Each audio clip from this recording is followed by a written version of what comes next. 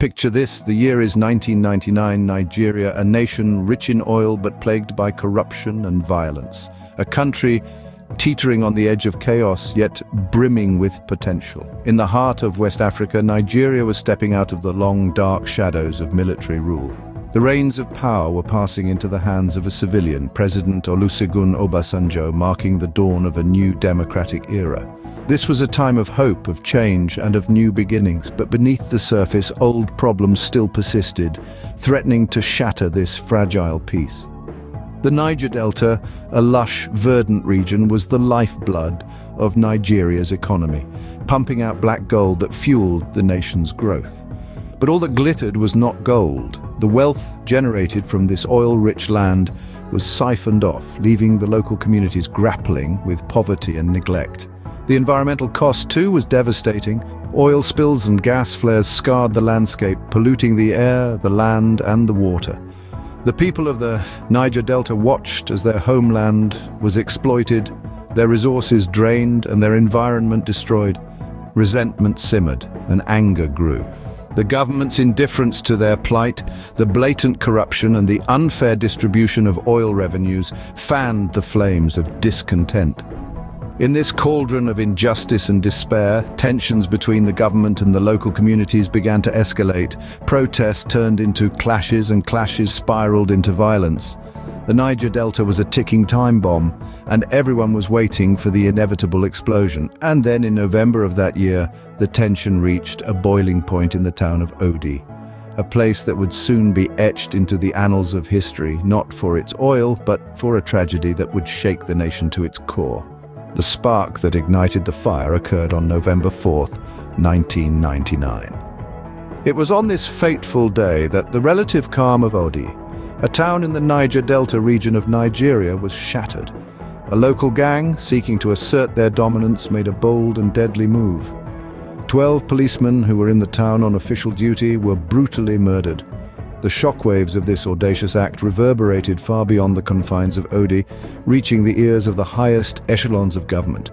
President Olusegun Obasanjo, a stern military man turned democratic leader, was incensed by the news. He saw the act as not just an affront to the law, but a direct challenge to the authority of his presidency. He responded swiftly and decisively. The Bayelsa state government, under which Odi fell, was issued a stern ultimatum: apprehend the murderers within 2 weeks. This was no small task. The gang was deeply entrenched in the local community, and their network of informants and sympathizers made them elusive. The ultimatum put the state government in a precarious position. On one hand, they were under pressure from the federal government to deliver justice swiftly. On the other hand, they were dealing with a deeply complex local issue that demanded delicate handling. 2 weeks passed and the ultimatum expired. The murderers were still at large. The Bayelsa state government had failed to meet President Obasanjo's demand. The stage was set for a confrontation, but nobody could have predicted the scale of the response that was about to come. The failure to meet this ultimatum would trigger a response that would go down in history as the Odi Massacre, a chilling phrase that foreshadowed the grim events that were about to unfold. As we delve deeper into this historical narrative, let's remember that history in many ways is a teacher. The lessons it imparts, however painful, are crucial for us to learn from, lest we repeat the same mistakes. November 20th, 1999, the Nigerian military descended on Odi. That day marked a dark chapter in the history of Odi, a small town nestled in the Niger Delta region of Nigeria. The tranquility of this community was shattered as the military, acting under the orders of then-President Olusegun Obasanjo, initiated a brutal crackdown. The military operation was not a surgical strike, but a vengeful storm that swept across the entire town. The soldiers, fueled by the pretext of quelling a rebellion, unleashed a torrent of violence that spared no one. Homes were invaded, lives were snuffed out, and the once lively streets echoed with the chilling sounds of gunfire and anguish. The town was razed to the ground. It was a systematic destruction, a fiery purge that left nothing in its wake but the ashen remnants of a once thriving community. Hundreds of civilians, from the elderly to the very young, were trapped in the crossfire. They perished not as combatants, but as innocent victims of a conflict they had no part in. The brutality didn't stop at the indiscriminate killing. There were widespread human rights abuses. stories of torture and forced disappearances that sent waves of terror throughout the Delta region. The inhabitants of Odi, those who were fortunate enough to survive the initial onslaught, were forcibly displaced. They fled their homes, their lives uprooted, carrying nothing but the scars of that horrific day. The military's assault on Odi was not just an attack on a town, but a violent assault on the very essence of humanity. It was a stark reminder of the depths to which power can sink when left unchecked, of the horrors it can inflict on those who stand in its path. In the aftermath, Odi was a ghost town, its people scattered, its buildings reduced to rubble. All that remained was the haunting silence of a community that once bustled with life, now a grim monument to a massacre that should never have occurred. The echoes of the massacre reverberated far beyond the devastated town of Odi. In the ensuing weeks and months, the nation was engulfed in a maelstrom of shock, grief, and outrage. The international community was not silent either. Human rights organizations, political figures, and citizens around the globe voiced their condemnation of the brutal military action that had taken place in the small Delta community. The Odi Massacre was not simply swallowed by time and forgotten. The survivors, their families, and advocates refused to let the incident fade away into the annals of history. They sought justice, reparation, and recognition of the horrors that had been perpetrated. In a landmark move, they filed a lawsuit against the Nigerian government, accusing it of gross human rights violations. The legal battle was long and arduous. The government fought tooth and nail, vehemently denying any wrongdoing.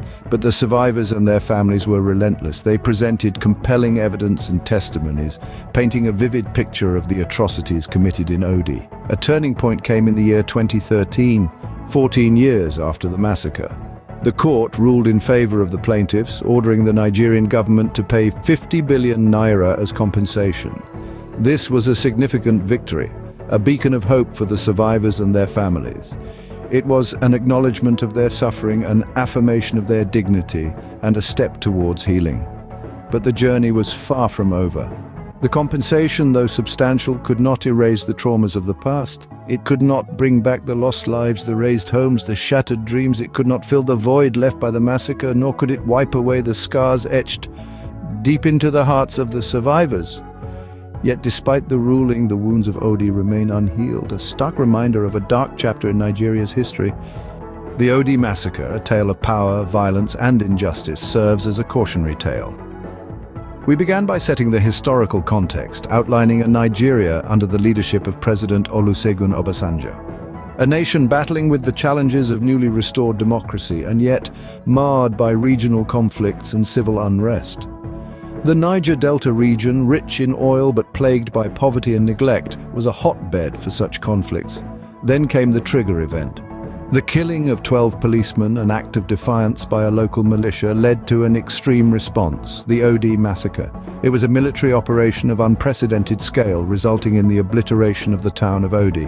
Men, women, and children lost their lives, homes were razed to the ground. A community was left in ruins, a stark reminder of the deadly consequences of unchecked power. The aftermath was a time of mourning and reckoning, yet the government's response was one of denial, defending the operation as a necessary measure against insurrection. It took years for justice to be served. In 2013, 14 years after the massacre, the Nigerian Federal High Court ruled the government's actions as a gross violation of human rights.